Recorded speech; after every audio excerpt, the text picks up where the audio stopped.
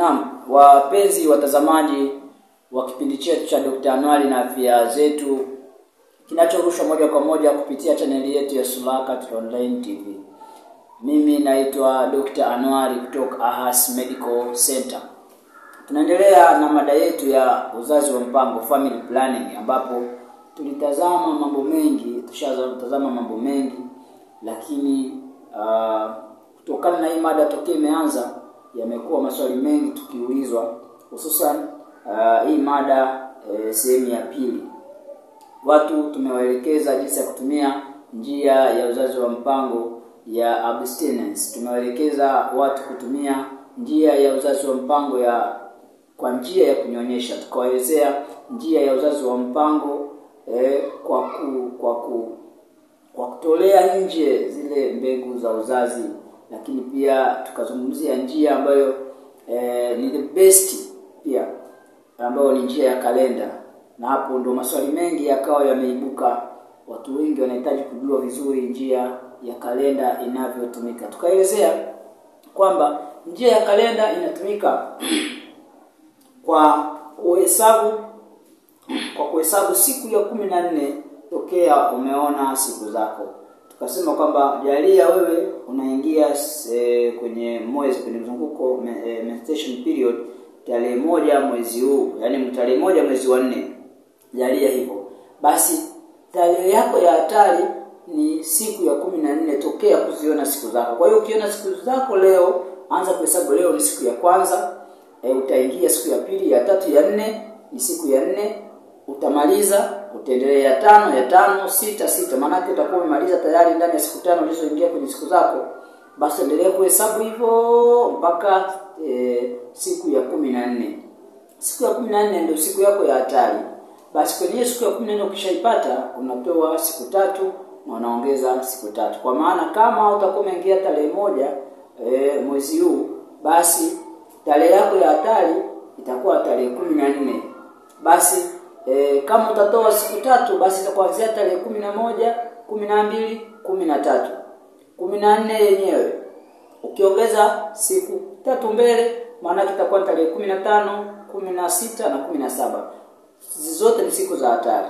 Kuanzia tarehe 11, 12, 13, 14, 15, 16 na 17. Hizi ni siku zako za hatari. Epuka kufanya tendo la ndoa hapo. Hii ndiyo kalenda. Sasa wengi wakauliza kama nitahesabu vipi aliyakuwa mimi siku zangu zinabadilika. Maswali mengi yalikuwa, naona wengi walikuwa wanauliza hivyo. Zinabadilika hii siku ya 14 nisiipate. Maana kwa mwezi mimi naingia mara 2, mwingine kwa mwezi nisingie kabisa. Zinabadilika. Sasa leo kupitia kipindi chetu cha Dr. Anuari na afya zetu, tutaenda kutazama sababu 6 muhimu ambazo zinaweza zikakupelekea kubadilika siku zako. Na hizi sababu ukiona siku zako zinabadilika, manake kalenda haikufai. Labda ukiwa mjanja sana unaweza ukajua vizuri. Sababu ya kwanza tunasema nutritional status, yani mlo. Huyu mama amezoea kula mboga 7. Sasa leo maisha yamekuwa magumu, anatumia mboga moja, labda ni ugali matembele. Huyu mwili unaweza kustuka ukabadilisha mfumo wake, kwa hiyo akabadilika kutoona siku zake. Lakini sababu ya pili tunasema ni kubadilisha mazingira. Yaani huyu mama amezoea kuishi mazingira ya joto, sasa amekuja kwenye mazingira ya baridi, nayo hii ni sababu inayopelekea kubadilika kwa mzunguko wako wa damu za mwezi. Lakini sababu ya pili tunasema ni medication. Yaani huu mwezi umetumia dawa kubwa, dawa kali, third line.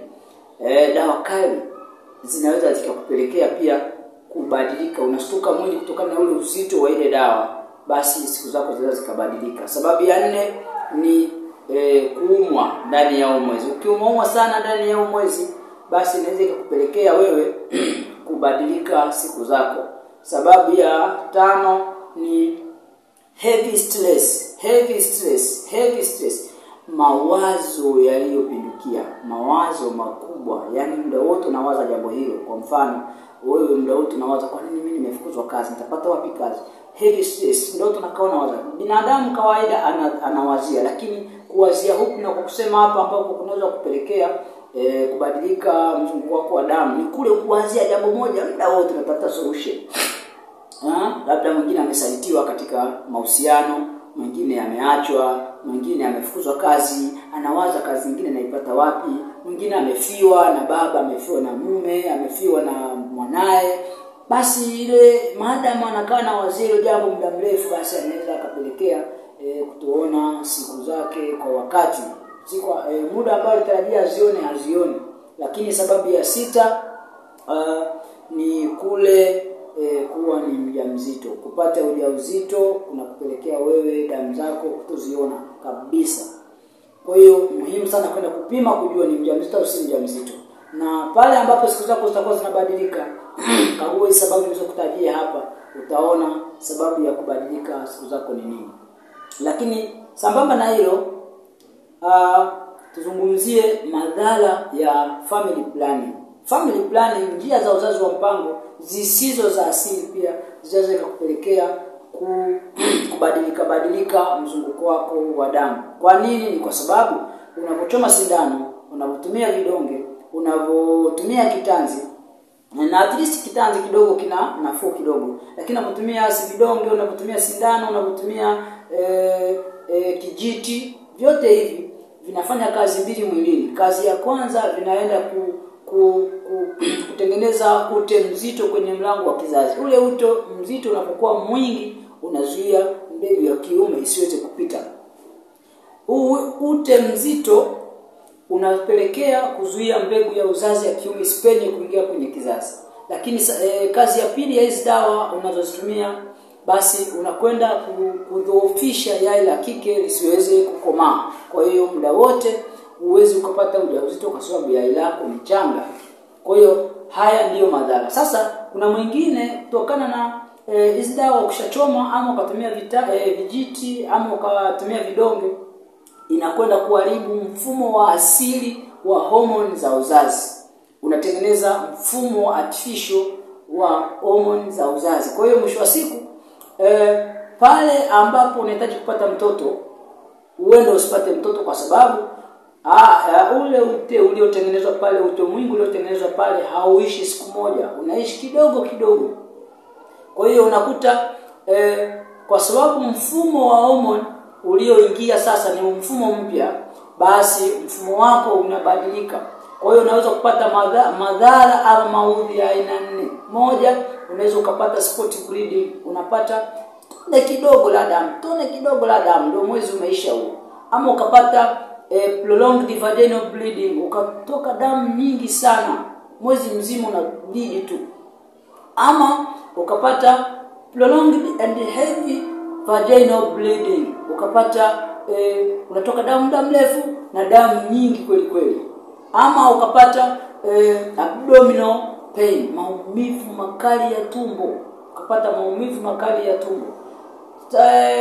Athari nyingine ya family planning, hizi njia za uzazi wa mpango zisizo za asili, inakupelekea pia kutoona siku zako kabisa. Unakuwa uone siku zako daima dawamu. Zote ni maudhi, ni madhara ya family planning haya hizi za kisasa. Tukisema haya madhara ni yale, yule ambaye anatumia vidonge, yule ambaye anatumia sindano, yule ambaye anatumia kijiti, yule anatumia kitanzi. Hawa wote wanaweza kupata hizi hali, na kubwa kabisa ni kufika katika kituo cha huduma za afya kwa ajili ya ushauri.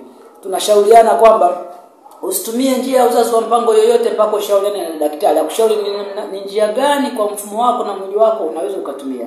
Baada ya kusema hayo, ninashukuru kwa kunisikiliza. Kwa maoni zaidi, wasiliana nasi katika kituo chetu ama wasiliana sisi kupitia namba za simu 0764 43 11 68.